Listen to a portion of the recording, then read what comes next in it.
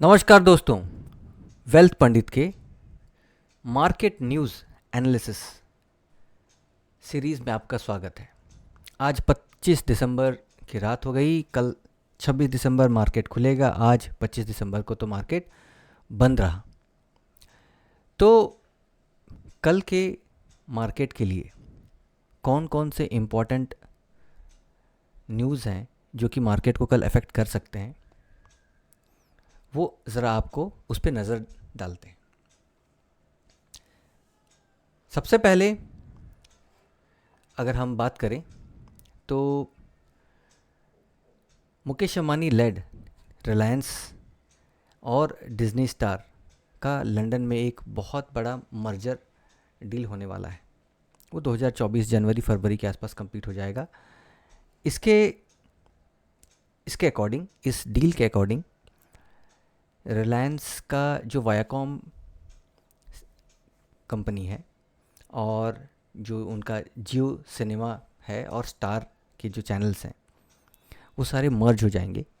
रिलायंस का इसमें majority stake 51% का मेजॉरिटी स्टेक होगा। ये नेक्स्ट ईयर तक कंप्लीट हो जाएगा। इसमें जो बेसिकली आपस में कॉन्फ्लिक्ट चलता था ना कि आईपीओ का ओनरशिप किसके पास रहेगा, और इस ईयर 2023 में काफ़ी कॉन्फ्लिक्ट रहा उस पर, और ऑब्वियसली रिलायंस ने उस को विन किया और फ्री में दिखाया। बट ये अभी मर्ज होने के बाद बिज़नेस एक्सपैंड होगा, काफ़ी सारे स्ट्रॉन्ग डिसीजंस होंगे, व्यूअरशिप एक्सपैंड होगा। तो ये रिलायंस जियो के लिए बहुत बड़ा मर्जर होगा।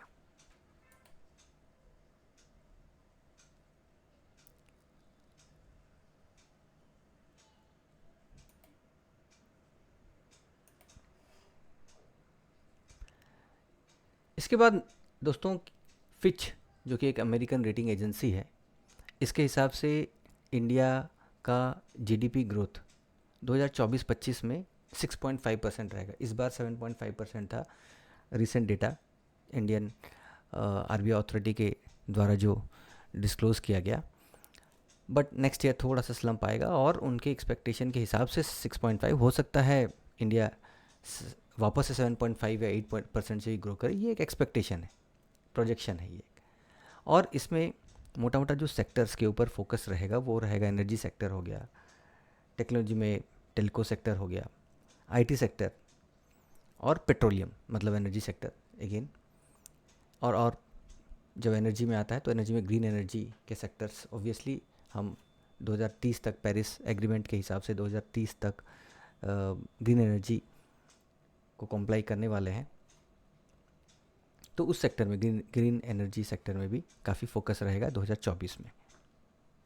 मैन्युफैक्चरिंग सेक्टर जिसमें कि स्टील भी आता है और बाकी रियल्टी सेक्टर भी आते हैं, तो उसमें भी काफ़ी फोकस रहेगा क्योंकि ओवरऑल जीडीपी ग्रोथ की बात हो रही है। तो ये सारी मेजर इंडस्ट्रीज़ हैं जो कि जीडीपी ग्रोथ में एम्प्लॉयमेंट भी जनरेट करते हैं और साथ में एक कैपिटल इन्वेस्टमेंट भी लाते हैं, जो कि अगेन एक इकोनॉमिक साइकिल का साइक्लिक ग्रोथ का पार्ट होता है। और अगर फॉरेन इन्वेस्टर्स के इन्वेस्टमेंट की बात करें तो करीब करीब इस महीने 57,300 करोड़ का कैश मार्केट में बाइंग किया है। आप हाल फिलहाल के कुछ ट्रेडिंग सेशन में फॉरेन इन्वेस्टर्स को सेल करता हुआ दिखेंगे, बट मोटा मोटा नेट बायर्स हैं कैश मार्केट में। तो ये एक बहुत बड़ा सिंबल है कि दो ग्लोबल मार्केट थोड़ा सा अनस्टेबल है, बट इंडिया के पॉलिटिकल सिनेरियो को देखते हुए फॉरेन इन्वेस्टर्स इंडिया में ट्रस्ट दिखा रहे हैं और एंटर करना चाहते हैं। तो जब फॉरेन इन्वेस्टर्स या फॉरेन बायर्स इंडिया में इन्वेस्ट करते हैं तो डिमांड जनरेट होता है, जिससे कि ऑब्वियसली मार्केट उछाल मारता है। इसके बाद जब हम रिलायंस की बात कर ही रहे हैं तो एक और important factor Reliance industries overall, Reliance industries के ग्रुप स्टॉक्स के बारे में जानना चाहिए कि देखिए रिलायंस के सारे कंपनीज एक ही स्टॉक्स के अंदर में, रिलायंस इंडस्ट्रीज़ के अंदर में ही मोटा मोटा ट्रेड हो रहे हैं। जियो फाइनेंशियल सर्विसेज अभी जस्ट अलग हुआ, बट बाकी सारे उनके जितने भी वर्टिकल्स हैं, चाहे जियो ले लें, हाइड्रोकार्बन्स ले लें, रिटेल ले लें, सब एक ही स्टॉक के अंडर, जैसे रिलायंस इंडस्ट्रीज़ के अंडर में ट्रेड होते हैं। तो इसमें जेपी मॉर्गन रिपोर्ट के हिसाब से उनका जो कंसोलिडेटेड प्रॉफिट है और जो स्टैंड अलोन प्रॉफिट है, नेट प्रॉफिट है, उसमें काफ़ी डिफरेंस आ रहा है।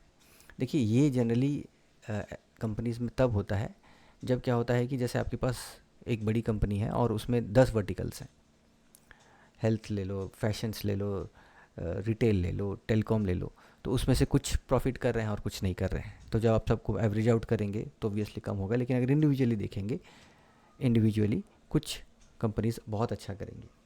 तो ये वैसे ही हो रहा है, इसमें कोई ऐसा थ्रेट की बात तो है नहीं, बट ये है कि ओवरऑल कंपनी एक्सपेंशन फेज़ में है तो अच्छा कर रही है।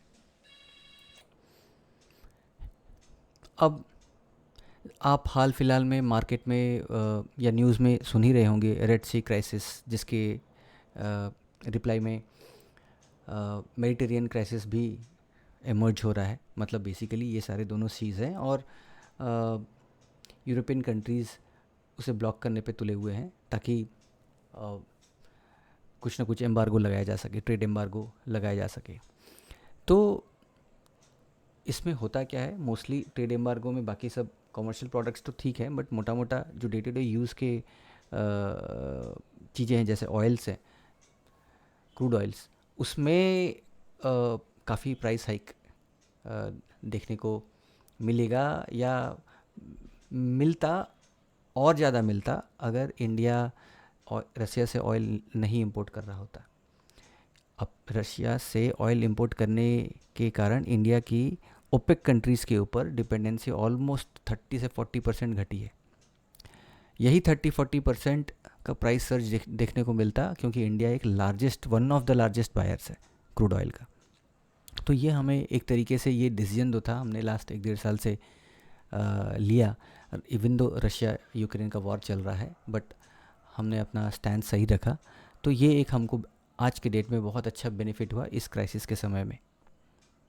तो जो प्राइस इस ब्लॉकेड या ट्रेड एम्बार्गो के कारण जो भी ऑयल मार्केट में फ्लक्चुएशंस या इन टर्न उसका गोल्ड के साथ, क्योंकि ऑयल और गोल्ड का बहुत रिलेशनशिप है, और या उसका इक्विटीज़ के साथ या स्टॉक मार्केट के साथ जो भी रिलेशनशिप है, उतना इफेक्ट पड़ेगा नहीं, एटलीस्ट इंडियन स्टॉक मार्केट के ऊपर नहीं पड़ेगा।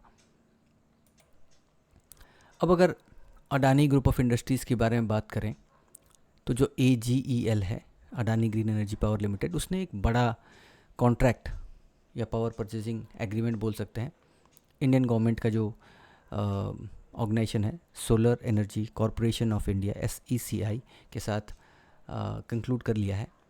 8000 मेगावाट मतलब 8 गीगावाट का पावर परचेज एग्रीमेंट कंक्लूड कर लिया है।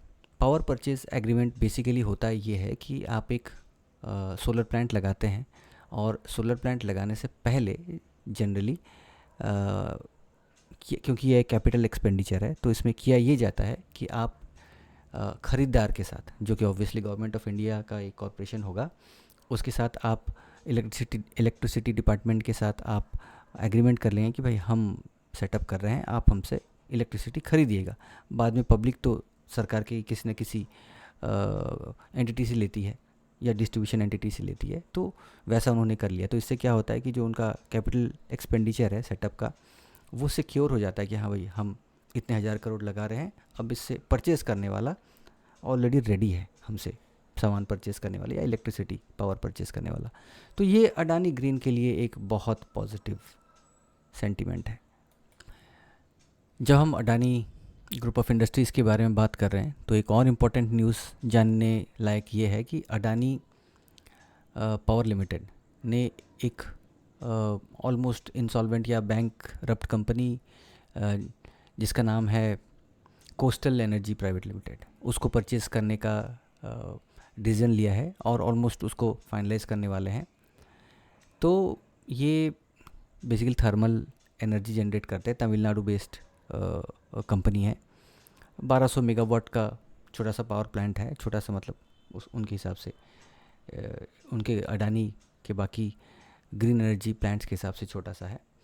तो ठीक है, एक तरफ तो अदानी ग्रीन एनर्जी में इन्वेस्ट कर रहे हैं और दूसरी तरफ थर्मल प्लांट में भी इन्वेस्ट कर रहे हैं, तो ये एक बैलेंस शो करता है।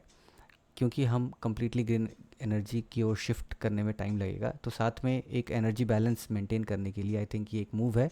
बट इसके चूँकि एक बैंकरप्ट कंपनी में इन्वेस्ट किया जा रहा है, जो कि कुछ कुछ दिन तक तो फ्रूटफुल होगा नहीं जब तक इसको वो प्रॉफिट में कन्वर्ट नहीं करते, इसलिए थोड़ा स्टॉक प्राइस के ऊपर अदानी पावर लिमिटेड का इस पे इफेक्ट पड़ेगा, नेगेटिव इफेक्ट पड़ेगा।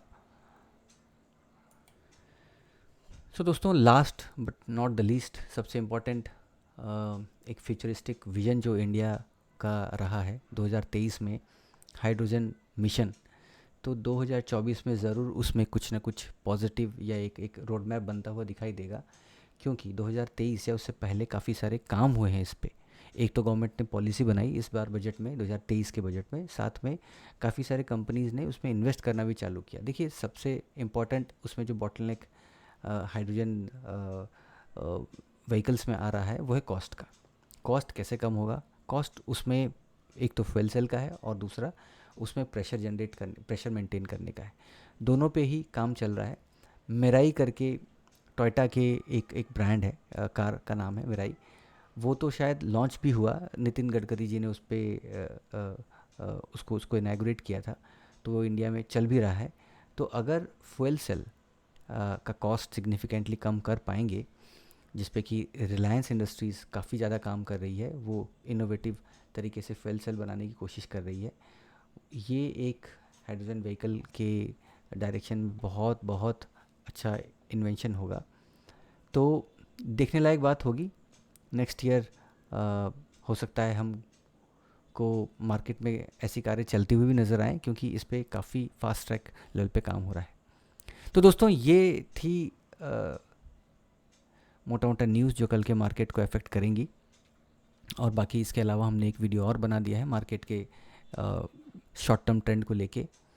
देखते हैं मार्केट कल कैसा रहता है, और कल मार्केट में लाइव एनालिसिस के लिए आप लोगों से फिर मुलाकात होगी। तब तक के लिए शुभ रात्रि, गुड नाइट, जय हिंद।